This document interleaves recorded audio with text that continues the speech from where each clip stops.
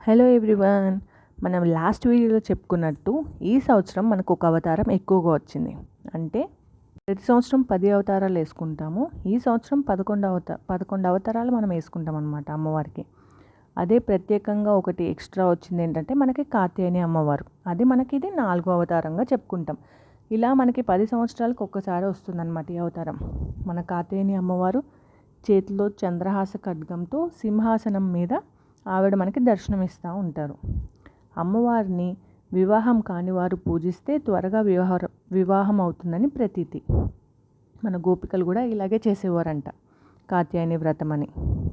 మనం అమ్మవారి ఆవిర్భావం ఎలా అయిందో చూద్దాం. పూర్వం కాత్య మహర్షి ఆయన తపస్సు చేస్తూ ఉండేవాళ్ళు 2 వరాల కోసం. అమ్మవారి కుమార్తెగా పొందాలని, అలాగే మోక్షం పొందాలని. అమ్మవారే కుమార్తెగా పుడితే ఇంకా మోక్షం అదే వస్తుంది కదా. ఇదిలా ఉండగా శివపార్వతులు ఒక చిత్రమైన ఆట ఆడుతూ ఉన్నారు. అప్పుడు అమ్మవారు మన శివుని కళ్ళు మూస్తే శివుడు ఏమీ చూడలేరు కదా. మన శివయ్య కళ్ళే సూర్యచంద్రులు అనుకుంటాం మనం. సో అలా కళ్ళు మూయడం వల్ల లోకమంతా చీకటిగా మారిపోయింది. అయ్యయ్యో, నేను పెద్ద తప్పు చేసేసానే అని మన పార్వతీదేవి అనుకుని, స్వామి నా తప్పును క్షమించు, నేను భూలోకానికి వెళ్ళి తపస్సు చేసుకుని వస్తాను అని అన్నారు. స్వామి ముందుగా ఒక 8 సంవత్సరాలు కాత్య మహర్షి ఇంట్లో ప్రత్యక్షమయ్యి ఒక శిశువులాగా, తర్వాత నువ్వు తపస్సు చేసుకో అనగా అమ్మవారు అలాగే ఆశ్రమంలో శిశువులాగా ప్రత్యక్షమైంది. ఇలా ఆడపిల్ల పుడితే భారం అనుకోకుండా అమ్మవారే పుట్టించని భావించి సంతోషంగా ఉండండి. ఇంకా నెక్స్ట్ అవతారం 5వ అవతారం మన మహాలక్ష్మి అవతారం. ఒకప్పుడు ఇంద్రుడు ఐశ్వర్య మదంతో దుర్వాస మహర్షి ఇచ్చిన ప్రసాదంని స్వీకరించలేదు, తిరస్కరించాడు. అప్పుడు ఆయనకు కోపం వచ్చి శపిస్తే మన దేవతలందరికీ శక్తులు పోయి లక్ష్మీదేవి అంతర్హితరాలు అయిపోయింది. అంటే అందరూ శక్తిహీనులు అయిపోయి అందరి దగ్గర నుండి లక్ష్మీదేవి వెళ్ళిపోయిందనమాట. అప్పుడు మన పాల సముద్రం చిలకడం మనకు తెలిసింది కదా, క్షీరసాగర మదనం.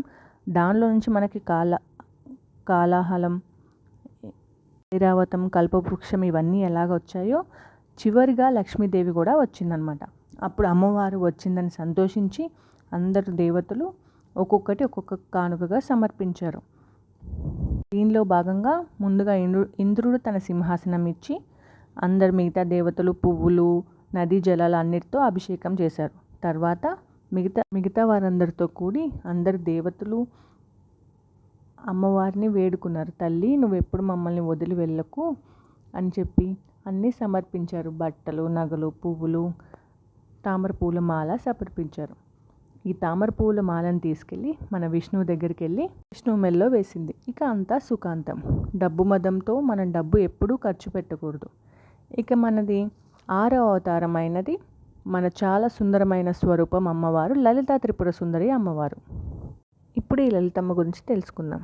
మన్మధుడు శివుడు తపస్సు భంగం చేయాలని మనకి బాణం విసిరినప్పుడు శివయ్య 3వ కన్ను తెరిచి మన్మధుడిని భస్మం చేసిన సంగతి మనందరికీ తెలిసింది. ఆ భస్మంలో నుంచే పుట్టింది ఈ అసుర శక్తి భండాసురుడు అనేవాడు. భండాసురుడు మన ముల్లోకాలలో చాలా ఘోరాలు, కామ ప్రళయాలు సృష్టించి సృష్టిని ఆగిపోయే విధంగా చేశాడు. అయ్యో, మన సృష్టి ఆగిపోతే ఎలా, తరువాత బిడ్డలు రాకపోతే ఎలా అని అనుకుంటే త్రిమూర్తులను వేడుకుంటే బ్రహ్మాండాలని అవతల మణిద్వీపం ఉంది. అక్కడ లలితాదేవి, శంభుడు అధిదేవులు. వారిని మనం పూజిద్దాం పదండి అని వీరందరూ అక్కడికి వెళ్ళి యజ్ఞం చేశారు. ఆ యజ్ఞంలో నుంచి చిదగ్ని కుండంలో నుంచి ఆవిర్భవించింది మన లలితమ్మ. లలితమ్మ 4 చేతులలో పాశం, అంకుశం, చెరకువెల్లి, పుష్పబాణం ఉంటాయి. ఇలా అమ్మవారు మనకి ఆవిర్భవించారు. తనలోంచి ఒక సైన్యాన్ని పుట్టించి ఆ భండాసురుని వధం చేసిందనమాట.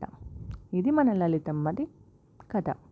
అందరికీ అమ్మవారి దీవెనలు అందాలని కోరుకుంటూ మరో వీడియోతో మీ ముందుంటాను. మనం ఇప్పుడు లలిత అమ్మవారిని చూసాం కదా. లలిత అమ్మవారి మరో రోజు 7, 8, 9 రోజుల్లో అమ్మవారు చూద్దాం. See you.